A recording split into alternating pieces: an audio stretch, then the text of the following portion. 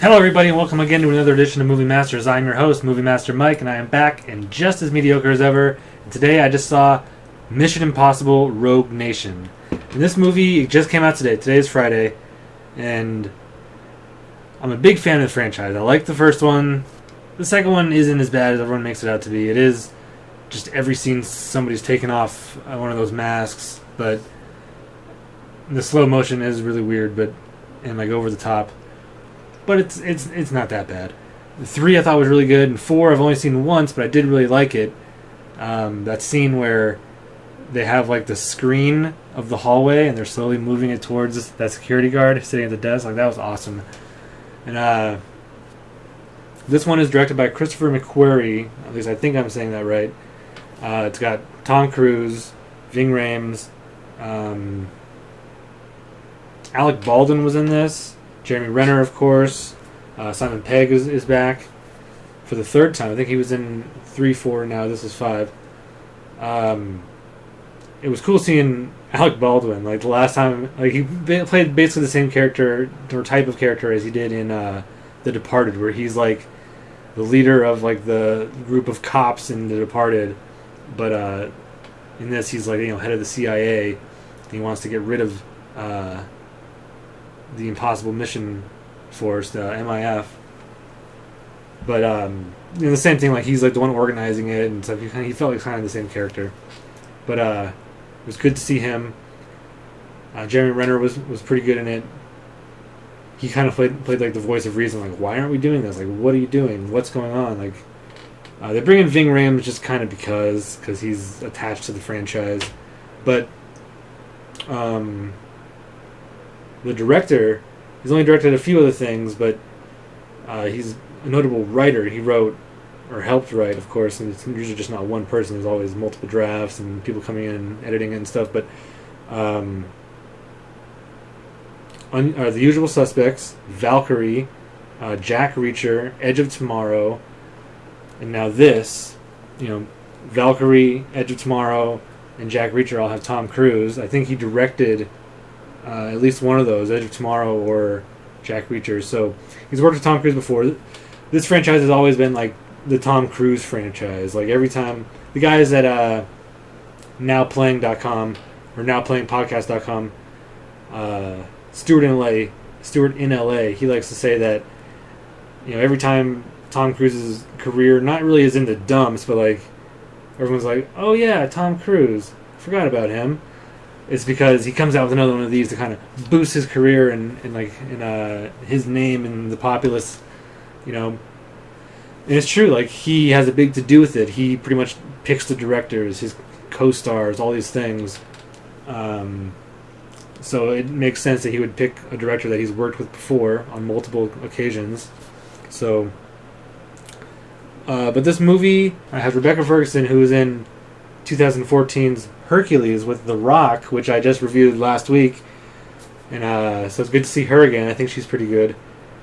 She's kind of like the other main character. It's Tom Cruise, Simon Pegg, and then her, and then Jeremy Renner. But he's Jeremy Renner's second build because he's an Avenger, so he gets the second most money. But this movie, some of it was really, really good. Some of it wasn't. I mean, during Ant-Man, I never looked at my watch and was like, oh, when is this going to be over? But with this, I kind of did. Like, the scene where they're at the opera was awesome. I loved that scene with the opera music getting louder and more intense as the situation's getting more intense. So it was really good. I really liked that scene. The opening scene, him jumping on the plane, that was pretty good. It's like the poster of him hanging off the plane. But I liked the story where this dude was going around taking out big bankers and all these important people. And Tom Cruise's character is out to get him, but he's never caught him. And there's no real proof that this syndicate exists. this like this crime syndicate or this terrorist syndicate. There's no proof that it exists because they're not really terrorists, because terrorists have like an end game. Like they invoke terror for these reasons. Like these guys are just taking them out. These people, and they're not really like demanding anything. They're not like in the public eye. Like so, they're not really a terrorist organization, but it's a rogue nation is what they call it, which is the title of the film, Mission Impossible: Rogue Nation. And so, and like right off the bat, like in the beginning, he gets captured by these guys, and Rebecca Ferguson, she's like supposed to torture him, get information out of him, but she helps him escape because you find out that she's like a double agent. She's really MI6, British intelligence, but she's undercover, working for this so they can get proof that it exists and stuff firsthand, and find out what they're doing and why and all these things. So she doesn't want to kill this other agent, Tom Cruise, Ethan Hunt, and she helps him escape, but she doesn't want to lose her spot in the undercover, so she like helps him escape, but like knocks this one guy out and then kills the other ones. But then like so she's working with Tom Cruise, like because so, but then these terrorist guys, this group, they're telling her to work with Tom Cruise to get this thing that we want that's impossible to get, because we want this thing. I want this thing. This character, Solomon Lane, is the leader of the syndicate. I don't know. Like it was cool that like you never quite knew where Rebecca Ferguson's character was. Like, was she really MI6 working for this undercover for these guys, or was she really with these guys and undercover? For working with Ethan. Like, you never really know. I mean, it's so back and forth. It was really cool, but it just seemed like it dragged on. Like there was these big set pieces. Like I don't know. Like there was the beginning scene, then there was the opera scene, which was really cool. Then there was a scene where they're in London. Oh, that was before the opera scene. But then there's a scene where they're in Casablanca. And there's a scene where they're back in London. Then it's here. Then it's there. Like it's just this motorcycle chase scene was like really badass. Although like when the car flips, it looked pretty CGI, and I've always liked practical effects, so that didn't look all that great. But everything else looked pretty good. Alec Baldwin's character, like I said, he wants to get rid of MIF because he's like, there is no terrorist organization. Ethan Hunt is out of his mind. Now he's on the run. We want to bring him in because he's just like in the last movie, they pretty much destroyed this huge Russian building. We need to take him in because he operates on luck, not skill. He just does whatever he wants, goes against the rules, all these things. But in the end, it all wraps up, and Ethan's a good guy. Alec Baldwin's character, takes the credit for everything, and it was wrapped up in a nice, neat little bow. Like they didn't mention Ethan Hunt's wife in this. I was kind of expecting that because in the third one it was all about his wife. In the fourth one, she wasn't there, and like they keep talking about how she's dead, but at the end she's not. Like, and Jeremy Renner felt bad because like in the fourth one, I guess I've only seen it once, but he felt like it was his fault that like she got killed. But then again, Tom Cruise is like, don't worry about it. And they look over, and there she was. So like she wasn't dead, but like, and there wasn't really like a romance between Tom Cruise's character Ethan Hunt and Rebecca Ferguson's character Ilsa Faust. I forget how they said it in the movie. There wasn't really a romance, but there was like an attraction. Like she even says like, let's run away together. Like I'm tired of being this like quadruple agent, and even like the MI6 guy, like the director of MI6, British intelligence, she gets the thing that the leader of the organization was after. She brings it to her boss. Only a handful of people know that she's really, an MI6 agent, not just part of this terrorist group, the syndicate. But he's like, oh, like, this is worthless to me. Like, I don't want it. Like, that's what he wants. He wants me to have it. Therefore, I don't want it. So, like, and I need you to go back there and get more actual proof that there's a real syndicate. or else you can't come back. I'm gonna, delete your file, and you're just a nobody who's involved with this syndicate. So she's being fucked by her own government. All these things. It was pretty cool, but it just seems like it dragged. Like they had to do this thing where he had to go shoot down this thing and this big thing of water, holding his breath for like 5 minutes. I don't know. I know it's Mission Impossible, but some of these things was just like, what?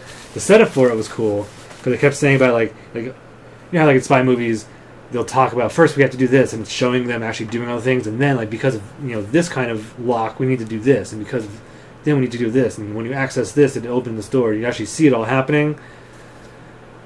But they'd say like, no, but that won't work, and then you get caught. They didn't show like Simon Pegg getting caught or whoever. It's like, oh, so maybe we should rethink this. Maybe what if we did this? And it would show this next idea. It's like, no, that would fail here. And so that was cool. And then when they figured out, oh, we can go into this big tank thing where it's underwater, and it was weird. Like Simon Pegg's like, oh, you just have to hold your breath for like 2 minutes tops. He's like, well, that's 2 minutes to get in. And then I have to switch out the thing. That'll take another minute. He's like, oh, well, 3 minutes. Who cares? He's like, that doesn't sound impossible. That was pretty funny.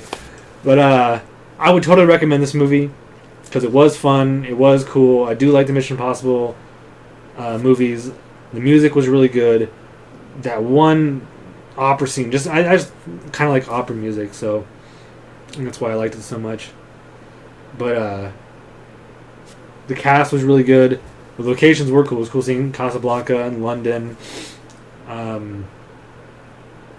But it just seemed a little drawn out. It was only 2 hours long, but I don't know, for some reason I was just like, oh my god, it's so long. Maybe because I was just really tired when I saw it. Maybe I'll see it again and maybe I'll enjoy it more. But I would still recommend it, especially if you like the franchise.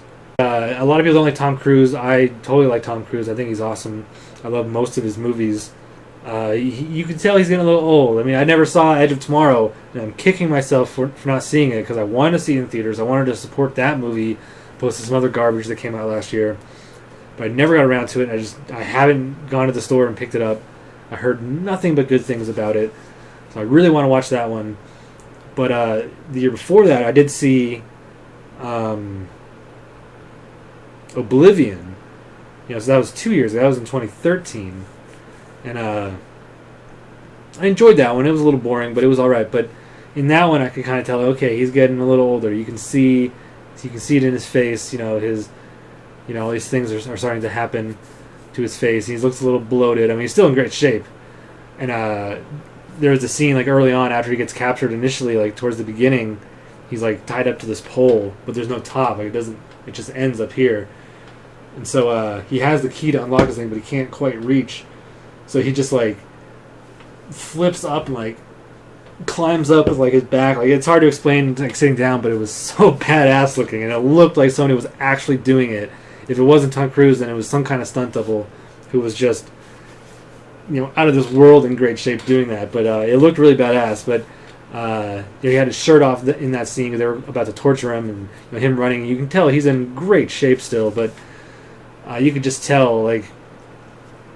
He's not in as good a shape as he was, 10 years ago, obviously, but just his face looks a little bloated. But overall, it was a really good movie. I totally enjoyed it. It was fun. I love the music. I love the franchise. I love the cast. And I would totally recommend that you go see it in theaters. I mean, you don't have to see it in like IMAX 3D or anything. I don't like 3D. I've never liked 3D, but I saw it in standard. It was cool. Just dragged a little bit in the middle. But I'd love to hear what you guys think, so be sure to like, comment, and subscribe on my channel. And as always, I'm your host, Movie Master Mike, reminding you to speak your geek and bounce your geek with Geekolivium.